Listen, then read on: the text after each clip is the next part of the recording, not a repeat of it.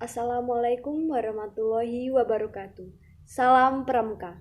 Perkenalkan, nama saya Sir Octavia dan NPM 21130240048 dari Pendidikan Biologi kelas B. Di sini saya akan menjelaskan yaitu tentang SKK dan TKK. SKK adalah singkatan dari syarat kecakapan khusus, sedangkan TKK adalah singkatan dari tanda kecakapan khusus. Keduanya saling terkait. SKK syarat kecakapan khusus merupakan serangkaian syarat untuk mendapatkan TKK, yaitu tanda kecakapan khusus. Sedangkan TKK adalah tanda yang diberikan setelah menyelesaikan SKK. TKK atau tanda kecakapan khusus adalah tanda yang menunjukkan kecakapan, kepandaian, keterampilan, dan kemampuan sikap dan usaha seorang pramuka di bidang tertentu sesuai dengan usia, jenis kelamin, dan kemampuan jasmani dan rohani. Untuk memperoleh TKA, seorang pramuka harus menyelesaikan SKK. SKK berlaku bagi anggota pramuka siaga, pramuka penggalang, pramuka penegak, dan pramuka pandega. TKK bersifat opsional bagi peserta didik, sehingga seorang peserta didik dapat memiliki TKK yang berbeda dari peserta didik lain. Dengan kata lain, seorang pramuka bebas memilih SKK apa saja yang diinginkannya sesuai dengan kemampuan, keterampilan, dan minat yang dimiliki. Tingkatan dan bentuk tanda kecakapan khusus untuk masing-masing golongan peserta didik pramuka adalah berbeda. Perbedaan tingkatan dan bentuknya adalah sebagai berikut. Yang pertama yaitu untuk pramuka siaga.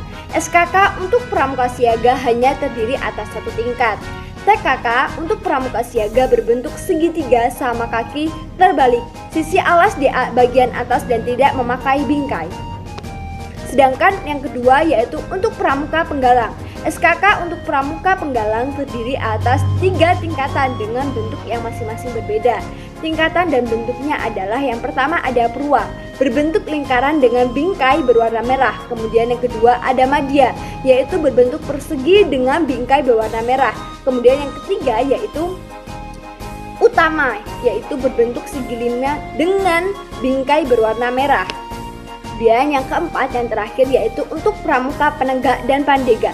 SKK dan TKK untuk pramuka penegak dan pandega itu sama, terdiri atas 3 tingkatan, yaitu dengan bentuk yang pertama ada purwa, yaitu berbentuk lingkaran dengan bingkai berwarna kuning. Kemudian yang kedua ada madya, berbentuk persegi dengan bingkai berwarna kuning. Kemudian yang ketiga ada utama, berbentuk segi 5 dengan bingkai berwarna kuning. Kemudian ada penggolongan SKK dan TKK. Berbagai macam SKK dan TKK yang ada dikelompokkan dalam 5 golongan bidang. Masing-masing bidang dibedakan dengan warna dasar yang terdapat di TKK. 5 bidang SKK tersebut adalah: bidang yang pertama yaitu ada bidang agama, mental, moral, spiritual, dan pembentukan pribadi dan watak. TKK pada bidang ini memiliki warna dasar kuning. Kemudian yang kedua ada bidang patriotisme dan seni budaya. TKK pada bidang ini memiliki warna dasar merah. Kemudian yang ketiga ada bidang kesehatan dan ketangkasan. TKK pada bidang ini memiliki warna dasar putih. Kemudian yang keempat ada bidang keterampilan dan teknik pembangunan. TKK pada bidang ini memiliki warna dasar hijau. Kemudian yang kelima ada bidang sosial, perikemanusiaan, gotong royong, ketertiban masyarakat, perdamaian dunia, dan lingkungan hidup. TKK pada bidang ini memiliki warna dasar biru. Kemudian berikut ini adalah berbagai contoh dari bidang dari TKK.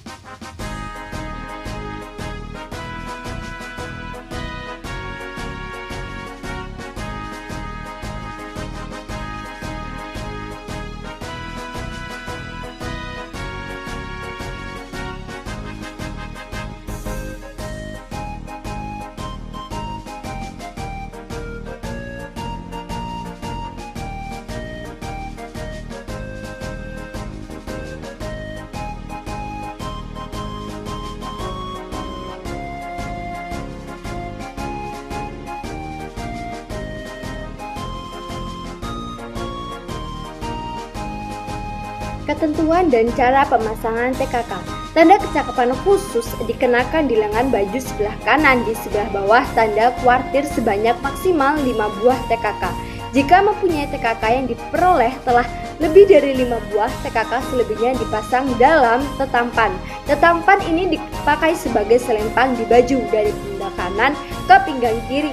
Berikut adalah beberapa ketentuan lainnya mengenai SKK dan TKK. Yang pertama yaitu hanya TKK yang ditetapkan Kuarnas yang boleh dipakai. Kemudian yang kedua, yang berhak memberi TKK adalah pembina atau pembantu pembina yang langsung membinanya atau seseorang yang dianggap ahli dalam bidang tertentu.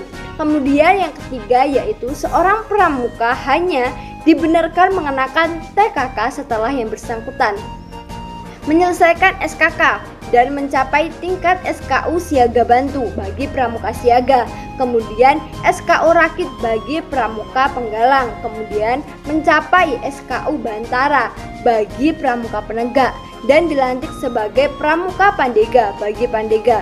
Kemudian seorang pramuka tidak diperbolehkan memakai TKK untuk golongan peserta didik di bawahnya. Penggalang memakai TKK siaga, penegak memakai TKK penggalang, kecuali pramuka pandega yang boleh memakai TKK tingkat penegak. Kemudian TKK yang tingkatannya lebih rendah tidak boleh dikenakan lagi setelah meraih TKK sejenis yang tingkatannya lebih tinggi. Semisal, setelah mendapatkan TKK menabung tingkat madya, maka TKK menabung tingkat purwa harus dilepas. Kemudian yang terakhir, TKK tidak berlaku untuk pembina, andalan, anggota, MABI, dan pramuka dewasa lainnya. Nah, sekian penjelasan dari saya tentang SKK dan TKK. Apabila ada kesalahan dan kekurangan, saya mohon maaf. Saya akhiri, wassalamualaikum warahmatullahi wabarakatuh. Salam Pramuka.